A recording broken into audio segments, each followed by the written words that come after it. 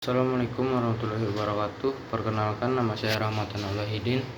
Saya dari kelompok 3 semester 3. Di sini saya akan menjawab pertanyaan UTS secara lisan dari mata kuliah Keterampilan Berkomunikasi. Soal yang pertama, jelaskan dengan singkat teori Gestalt, Operant, Conditioning, dan Behavior. Yang pertama adalah Gestalt. Gestalt adalah sebuah teori yang menjelaskan proses persepsi melalui pengorganisasian suatu komponen-komponen yang memiliki hubungan, pola, dan juga kemiripan yang bersatu menjadi satu kesatuan. Yang kedua, Operant Conditioning atau pengkondisian operan adalah suatu proses penguatan perilaku operan.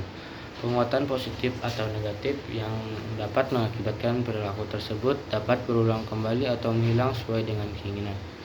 Yang ketiga, Behavior atau tingkah laku adalah sikap atau perilaku seseorang dalam kehidupan sehari-hari yang lebih lanjut menjadi kebiasaan. Behavior dapat dipengaruhi oleh berbagai hal seperti latar belakang pendidikan, orang tua, keadaan lingkungan, dan lain-lain. Yang soal kedua adalah jelaskan tahapan listening.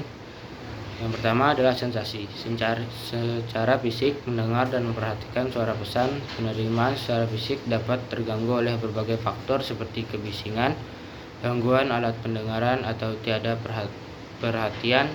Sensasi mengabaikan gangguan dan fokus pada pencatatan pesan-pesan suara dari lingkungan. Yang kedua, penafsiran. Mengurai pesan dan meresapi apa yang didengar. Saat mendengarkan, kita memberikan nilai pada ucapan kata-kata berdasar nilai, kepercayaan, ide, pengharapan, dan pengalaman. Kerangka acuan pembicaraan mungkin jauh berbeda dengan kerangka acuan kita. Maka kita bertanggung jawab untuk menentukan apa yang dimaksud oleh pembicara. Dengan memperhatikan tanda-tanda nirkata, kita dapat meningkatkan ketepatan penafsiran pesan-pesan. Yang ketiga, evaluasi. Membentuk opini tentang pesan, memilih dan memilah berbagai ucapan, memisah fakta dari opini, mengevaluasi kualitas bukti-bukti, terutama pada pokok pesan merupakan masalah yang rumit atau bermuatan emosional. Kita cenderung mengabaikan ide-ide dari orang yang kita terkenal dan bergegas memeluk ide-ide dari tokoh-tokoh karismatis. Yang keempat, mengingat. Menyimpan pesan dalam memori agar dapat digunakan untuk kesempatan lain. Menyimpan garis besar pemikiran yang disampaikan pembicara. Seorang pembicara yang baik membantu mendengar dan menekankan ide pokok, mengkaitkan dengan ide-ide lain dalam perkembangan, dan merangkum kembali ide-ide pokok dan hikmah dari hubungan ide-ide tersebut. Yang terakhir, menanggapi. Mengakui penerimaan pesan dengan menyampaikan tanggapan kepada pembicara dalam situasi interpersonal dan kelompok.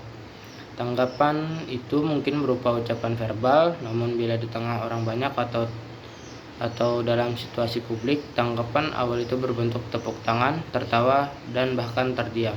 Baru kemudian kita memutuskan untuk bertindak sesuatu atau pesan-pesan sudah kita dengarkan. Pertanyaan ketiga, jelaskan bahasa tubuh dalam public speaking.